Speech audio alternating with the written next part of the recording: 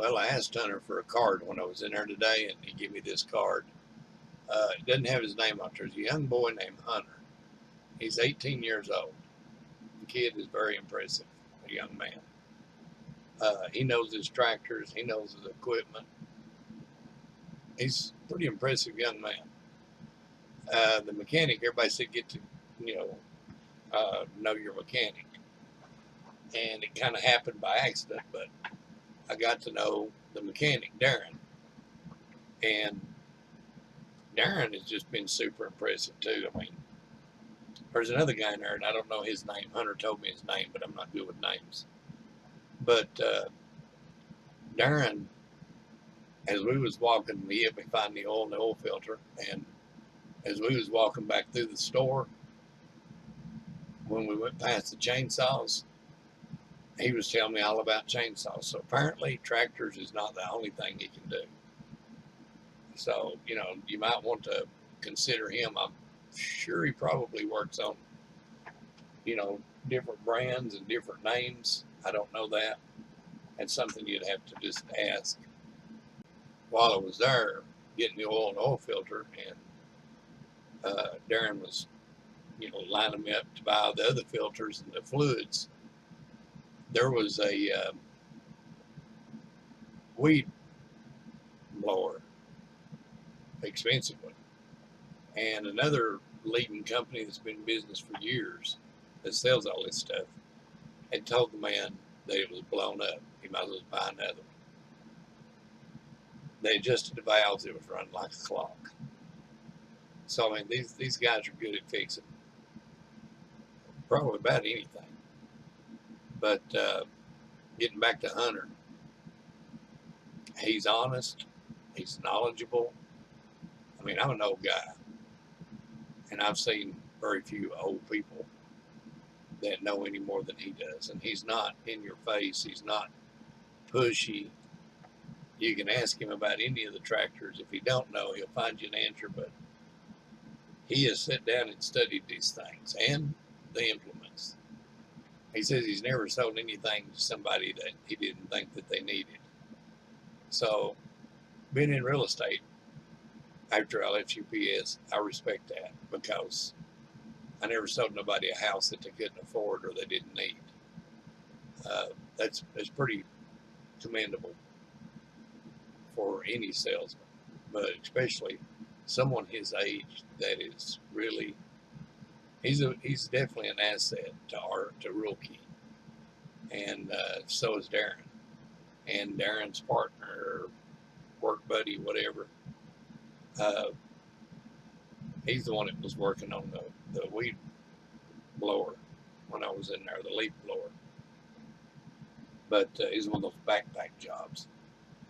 But I mean, they're all, man, I tell you, you couldn't find anybody to bend over and help you any better and know any more about stuff than they do. So am I comfortable with my store, even though I didn't buy it from Morristown store? It's because it wasn't in business. We didn't even know they were considered Morristown. So I bought it at the Hall store. If I'd have known it was at the Morristown store, I'd have waited, and I'd have definitely have bought from Hunter. I highly recommend him. I'd planned on eventually doing this thing split screen with a review that went to the side of when I was doing hay, but I found out that using 2 cameras and 2 SD cards just don't quite cut it, because I've only got slot for 1. So we're going to have to do it the old way, I guess.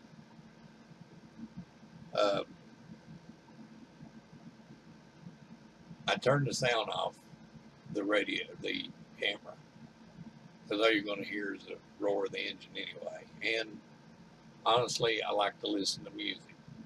On YouTube, heaven forbid you have music or a video playing in the background because of all the copyright crap. So I didn't want my video pulled for copyright, and I didn't want another strike against me. So I just turned the video off. But like I say, I'd planned on doing a audio commentary that went along beside this in a split screen, and that just wasn't to be. I do have just a short review of what I like about the tractor, and a couple of things that I think are going to be issues that they're going to have with them in the future, near future. I will say this, and you'll see it in the commentary. If you watch the front end loader, and I mean, I don't just ram it back and forth. I, try to control the speed of its ascent or descent by, how much I lean into the gear shift of it, or the handle of it. This has not got like a super, super fast lift. I've got a friend that's got a Kubota that I swear you can breathe on it, and it goes up and it goes down. I mean, it's like there's no in between. I would say you get used to it, but he's used it a lot, and I still see him slam it to the ground. This one is faster than my Massey Ferguson's lift, and it's really faster than the John Deere lift that I drove. A fairly new John Deere. It was a smaller one with the shuttle shift or shuttlecock, whatever they call that. It didn't have a cab, and it was, I think, slower than my Massey, or as slow. This one has a good response time. It's not as slow as the Massey, but it's not wham bam thank you ma'am like the Kubota was. I really don't have anything else other to compare it to that, because as I'm sitting here right now, John Deere, Massey, and this one, Cody. I drove a Cody one time. They've got a fairly good response, like the RK does. The RK is not too fast. It's not too slow. It gives you time to think. Gives you time to plan. I mean, I'm really impressed with the front end loader on this thing. And it's stout. My little brother's got a 57-ton truck that doesn't run, but we moved it probably 40 times this year around the yard and one garage to the other. He's on kidney dialysis, so he's had a stroke. So chances of him fixing the truck are slim to none. But he likes to move it around, and he has aspirations to one day he'll do it. So he calls me to move it. And with the Massey, I could lift so far and it just quit. So I would back off of it, and it still put so much pressure on the front that all I done was sit and spin. So I just about had to push him level. The first time I took the RK up there, I was expecting the same, but it lifted that truck like it was nothing. And I thought, well, I won't have traction. The rear end of these things is so heavy, it got traction. It had no problem getting traction. There was one little slide spot where you hit a curb going onto the concrete, and I was in the wet grass. I did have to put it in four-wheel drive, but it was just, it blowed my mind how stout this front end loader is and how heavy the rear end is.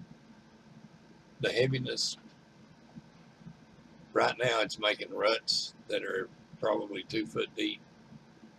That part's not good, and you can see the ruts in my hay lot. However, when it comes to lifting these rolls of hay, and they're bigger than they look, you want the weight back there. I used to carry a roll on the back of the Massey just to counterbalance it. You don't have to do that with this one. And as you can tell, I had a hard time getting out of that one. The hay we bought this year is, well, we bought the same hay, or hay from the same guy for a while. the hay we bought this year, he had a guy that he's never really been around farming or tractors. He's my age. We used to run together. I think he may be a year older. He may be 59. But he's always been a manager. And a real good guy. Apparently he was afraid of the John Deeres that they had lifting the hay up. So he drug them, and he drug the strings off of a bunch of them, and that's why they look as rough as they look. I'm always concerned, which, you know, the guy I bought it from, he knew it. The lady's farm, she knew it. And they'd talked to him until he's blue in the face, but he's a real nice guy. So we went ahead and went with it. He's got real good hay, and he rolls a good tight roll. They're heavy. We can pull 7 of them on the hill at a time, and that's it. I burnt my truck up pulling, 3 extra ones, about 10. They're just a big roll. And as you can see, this thing, with the industrial tires, I feel like it spins more than it needs to, and that may be what's creating these ruts. But it hasn't got stuck, knock on wood. So right now, this has been the wettest season I remember. I'm 58. I was born and raised here. And yes, our winters are wet. We do have mud season, but not like this year. This has been unprecedented. I mean, it's been a deluge. And this thing I go sideways in it sometimes. The camera has stabilization, so you're really not seeing the bumpiness and the swinging of it. But it gets a little squirrely at times, but a 2-wheel drive would have never made it through this. I just keep looking and have to go pull my cousin out. Kind of looking, as I hate to say, looking forward to it because I get to pull a John Deere out.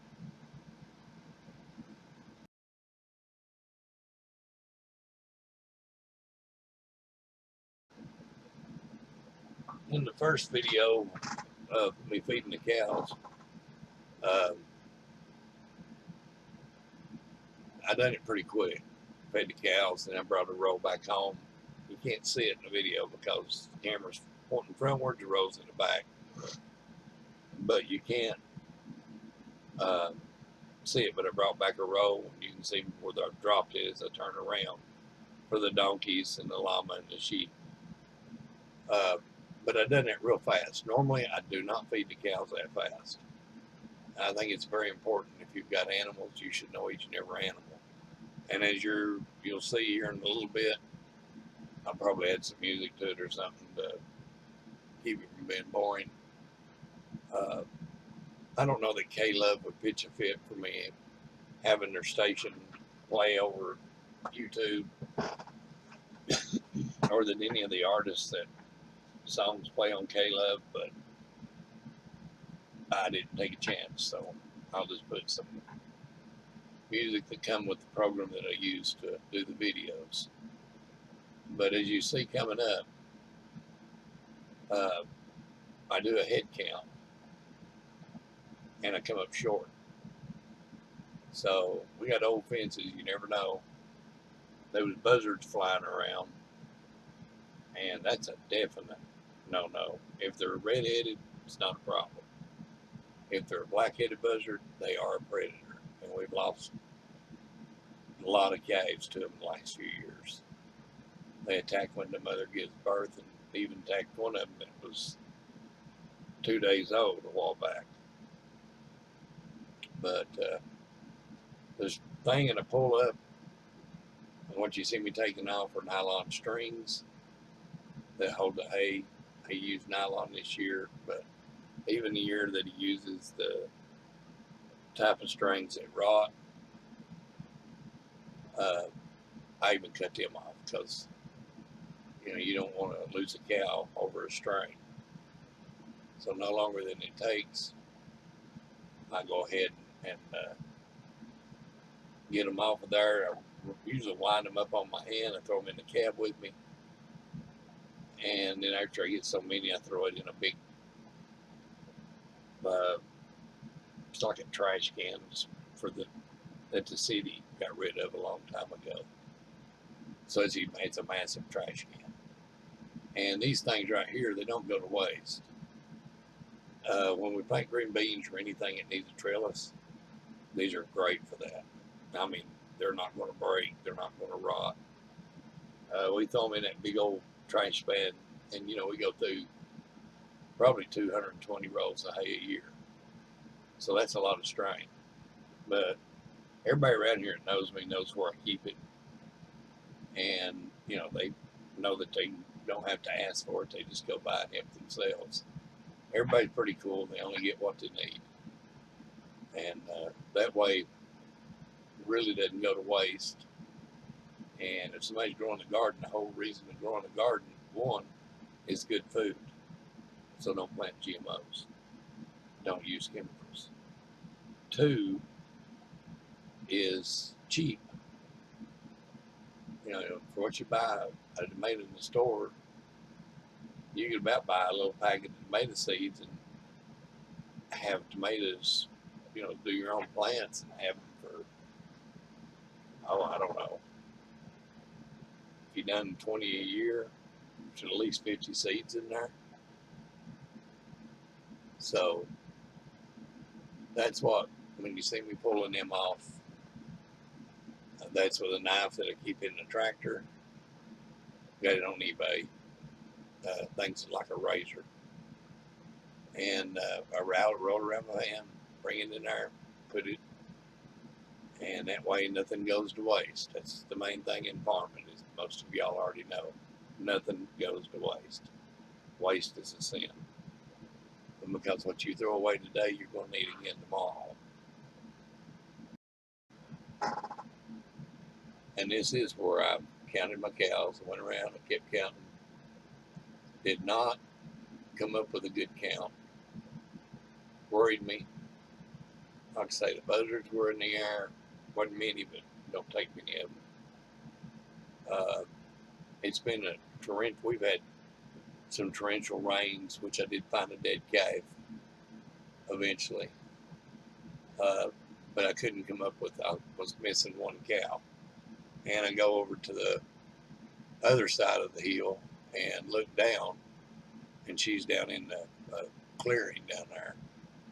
The mountain range you see in the back are the Smoky Mountains. That's Grandfather Mountain in front that you can see the most prevalent. And that's Chestnut Hill area. If you go to the right of it, that's Gatlinburg and Sevierville. It's pretty up there, but man, it's muddy right now. We had buttercups. And from what I read up on these buttercups, these particular ones, once they dry out, cows can eat them.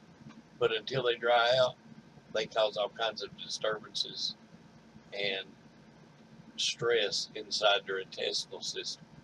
And when you bush hog them, if you get the oils on you, the oil is rough on your skin from what I've read. My skin looks like I've been boiled anyway, where I've got a non-Hodgkin's lymphoma. But these things, they say the only way to get rid of them is to plow and then go back and reseed. And if you plow, that's an awful lot of ground to be plowing for one.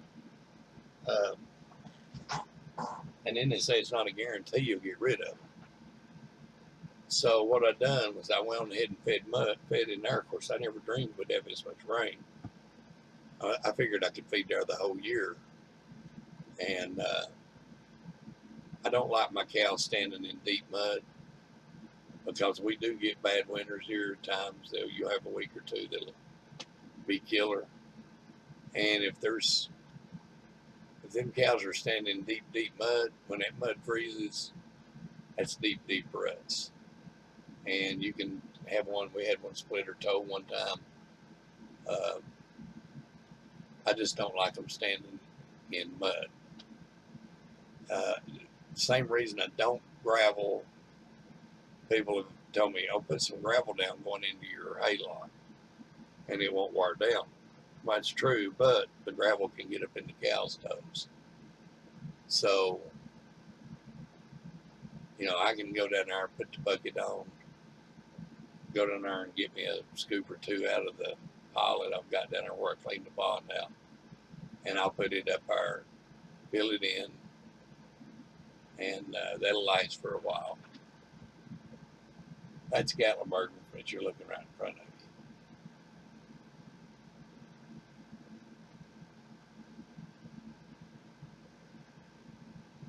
Over to your right. Chestnut Hill's going to be to your left, along with Cosby, Newport, and stuff. We ride motorcycles. We ride over there a whole lot. It's nice, peaceful, calm, cool. And it's just, plus it's, it's like riding at home. So this is where this one breaks, and the next film takes over. Hopefully it's not too boring for you. For those looking to do what they call it homesteading nowadays, it gives you an idea of what you go through, and that's on a good day. So, it's just, are you willing to commit? I done this, plus I worked at UPS, and they run the devil out of me when I worked at UPS. And then when I sold real estate, I stayed pretty busy in it. And I done this, had the garden, had a bunch of chickens, peacocks, turkeys, guineas. Never did have equine until the donkeys. Not since I was a kid. I grew up around Tennessee walking horses, racking horses.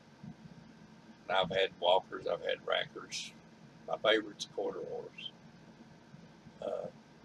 Cutting horses are what we call trail horses. They're pretty good horses. But quarter horse is like the tank. Rides rough like his tractor, but it gets the job done. But right there was my missing cow. Found out the reason she was missing, and probably the reason them buzzards was flying everywhere, those black-headed ones. Which, if I had a way to take a gun with me, I'd shoot them from a tractor. But anyway, I turn around. I seen him when I come off the hill. I seen the dot. I'm blind as a bat, but I can spot my cows. And right laying over there with a crazy mama, still smarter than the one that took hers by the feeder, is a guy.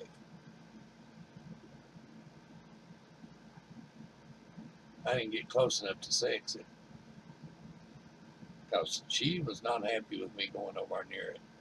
She had run away trying to get my attention, draw me away from it. And once I seen the calf was fine, I didn't touch it because I didn't want to put no sin on it.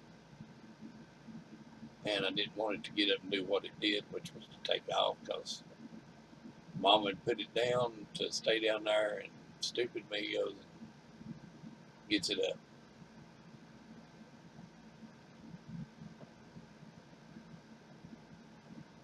And she comes down right here in a second. You'll see her come into the view of the camera. Well, the camera does a pretty good job.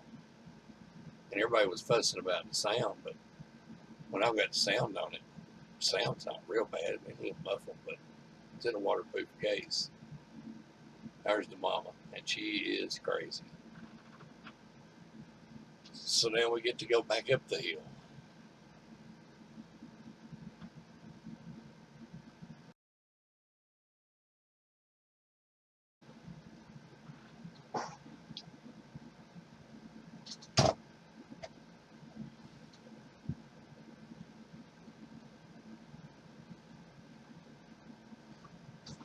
And at this point, I'm noticing the cows usually go around the feeder, and for some reason, they're not going around this feeder.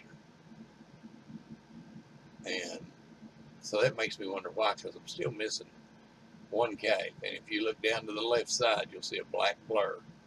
That's the body. I've got to go apart and bury it. But they had evidently, the mama had brought it in where they was feeding, and the cows knocked it down and trampled it to death. So I really don't want them eating around the body, and until I can get back up there and get it buried. And really, it's just as easy to bury it where it's at. Dig a hole, take a bucket, and scoot it into it because it's not big. So I just moved the whole feeder and row. When I was a kid, when I was younger, rather, I used to grab these row feeders. When I was a kid, we had square bales. I used to grab these row feeders and stand them up on end and roll them where I was going. And when you get older, you learn better than to, I mean, you do things as easy as you can get by doing it. So it's just as easy to spear it with a tractor. There's a row feeder with a tractor, then spear the hay and drop it down inside of it. They'll clean up that little bit of hay that's on the ground, and if they don't, it'll go to seed, and hay we get off him is good clean hay.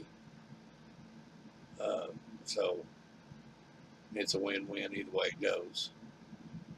And once I dig that hole, it's going to need something to go back in its place anyway.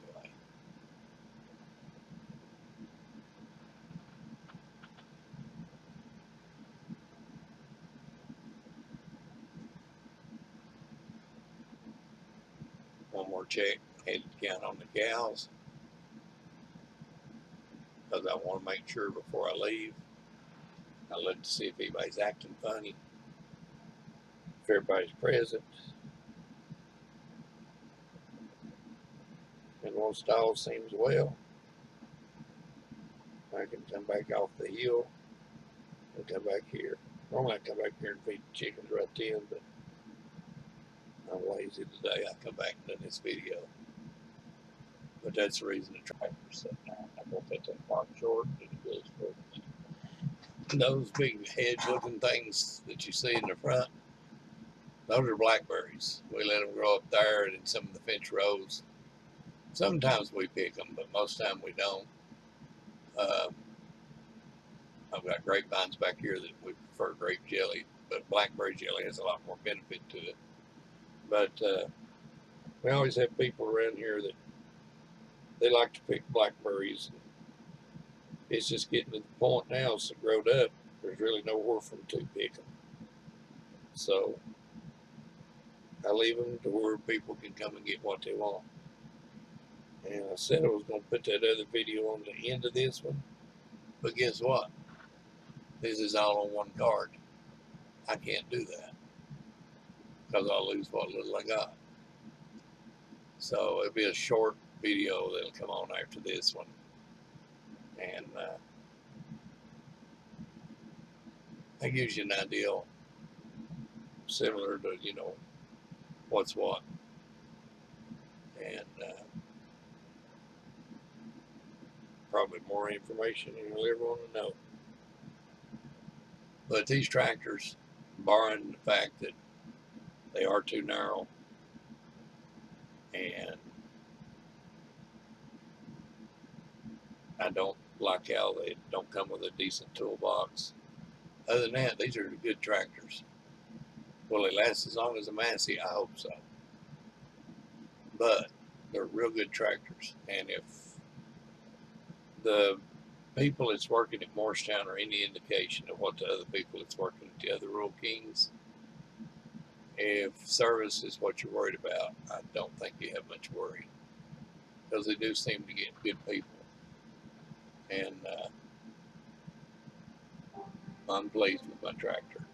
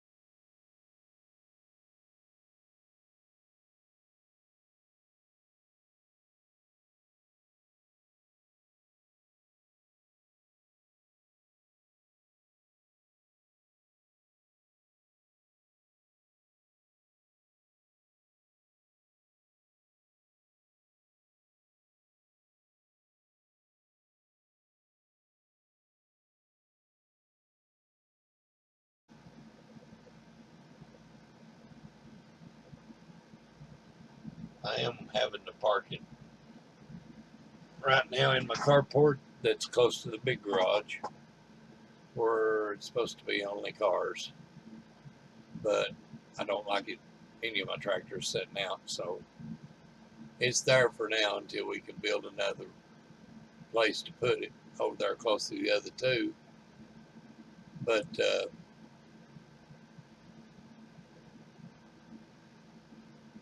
we're going to build this other one. It'll be just enough for the tractor and maybe the log splitter or something. I priced the carports like I usually put in, and they have went up ridiculous. Used to, I could buy a carport cheaper and I could do it.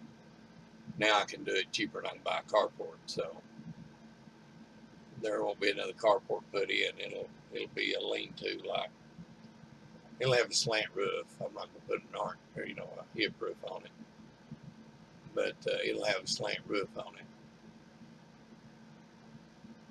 it, and that's where I'll park it at. So I hope you enjoyed it, and I'll talk to you next time.